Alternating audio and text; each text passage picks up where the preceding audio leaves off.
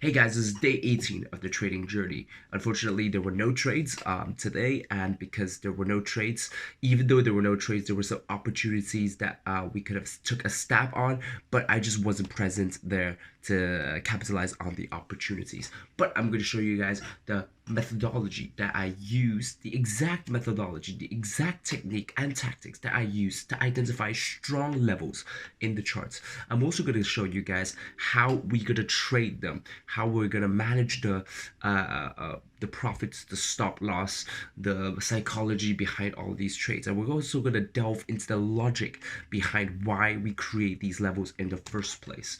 But as for day 18 today, there are no trading opportunities. We are looking at a few opportunities in the US Canadian dollar and the US Japanese yen, but their levels have not been touched. But you guys will I'll keep you guys updated throughout the journey over time. And so today is day 18. I'm going to jump straight into the video and into the screen. The screen will have a brand new look, just like the new look on the thumbnail. Just make sure you guys subscribe, like, comment on the video. Let me know what you guys think. So without further ado, let's jump straight to the video. What's up, everybody? So this is the new look from our previous videos. So generally, oftentimes that I would be using a MetaTrader in order to show the trades, but this time I want to do something different. This one I want to show you guys the in-depth analysis of how I pick my levels every single day.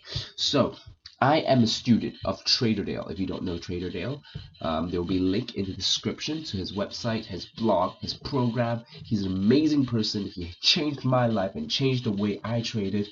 I spent 2 years before today figuring out different strategies, trying different indicators, and I've just lost a lot of money. I can tell you guys, I lost $40,000 from bad educators, gurus, and people who don't actually know what they're talking about. Until I found Trader Dale, who changed my life in the trading world. So I'm gonna share with you guys how I analyze trades from 6 different currencies: the Euro US dollar, the Australian US dollar, the US dollar Canadian dollar, the US dollar Swiss franc, US dollar Japanese yen, and last but not least, the British pound US dollar. So these are the 6 major currencies I will be trading. People will be asking me, why don't you trade in New Zealand dollar USD? Good question. And that is because the Australian US dollar is highly correlated to the New Zealand US dollar.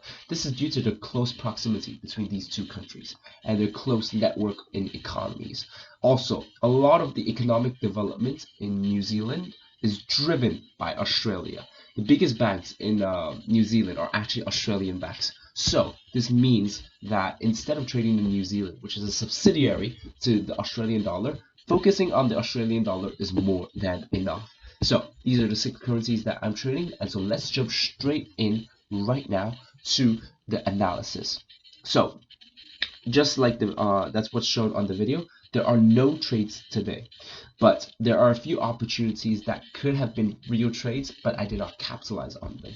As you can see in the Euro USD, these are the few setups that I trade. So here's the first setup. This is a trend setup. As you can see, prices are going up, up, pull back a little bit, and then further shoot higher. I believe that at this level, there were a lot of institutions buying into this level and then pushing the price aggressively upwards. So if there are a lot of buy orders here and a lot of big buy orders, prices, when they come down, these institutions will be defending their positions because they don't want price to further go downwards. So when price comes down, there will be an incentive for them to buy more. If we use the volume profile indicator, this actually measures the amount of, instead of measuring the volume per time frame, we're measuring the amount of volume per price point.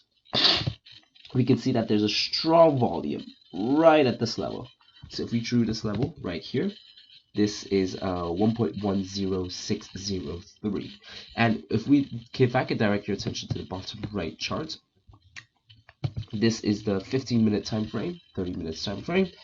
You can see the trend setup right here, right? So as price makes its way back to this level, you see it took a bounce, a really sharp bounce, all the way up from 1.1060 to 1.1074. Our take profit is a 10 pip take profit. This was a 14 pip move.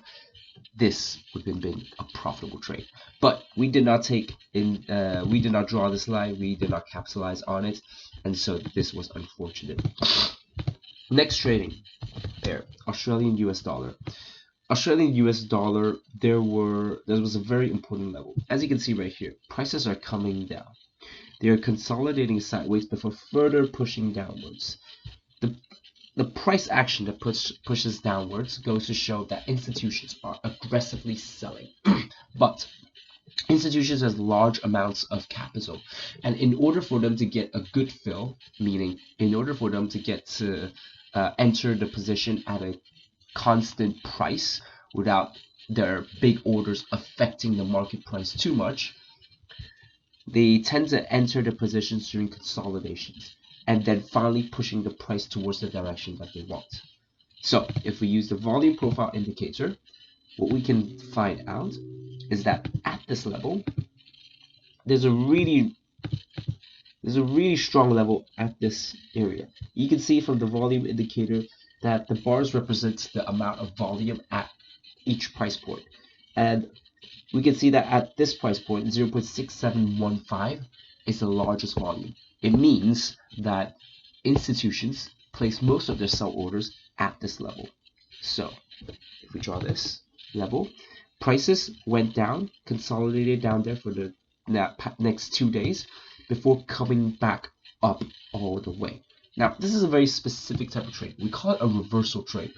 In essence, this happened at around 8 o'clock, but the big candle was actually driven by macroeconomic news. It was a cash rate, which is the most significant news for the Australian dollar.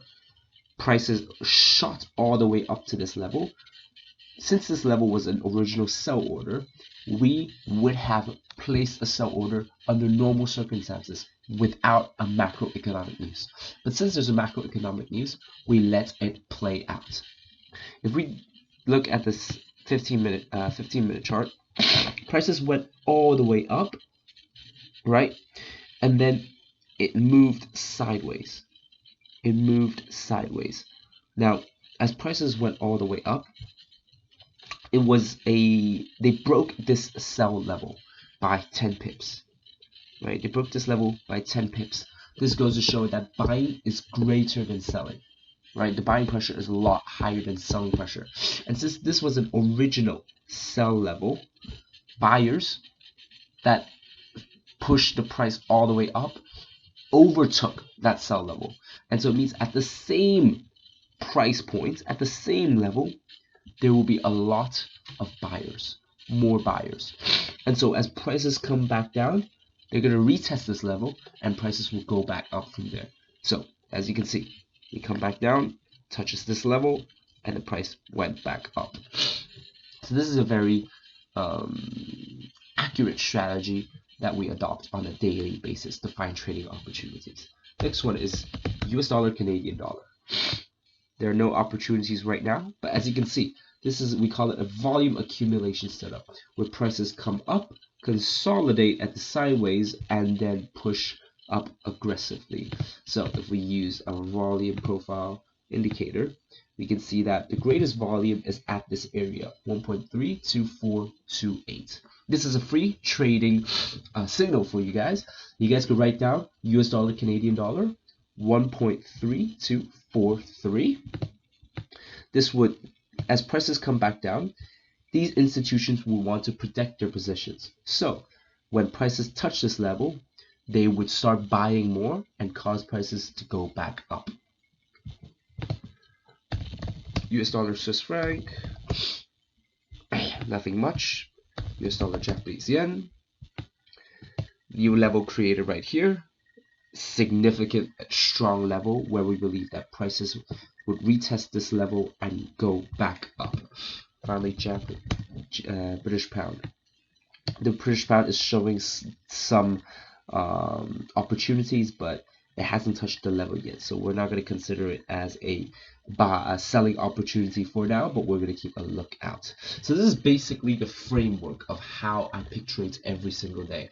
I know this is my first time doing it, so the explanations might not be too well elaborate, but I hope you guys understand how the methodology and the logic behind this whole system. So if you guys have any questions, reach out to me. I'll be willing to show you guys how we do it. And please subscribe. It will give this channel a great boost and it would mean a lot to me. Also, like, comment, and ask me questions. I'll be willing to help out. Thank you so much. I hope you guys have a good day.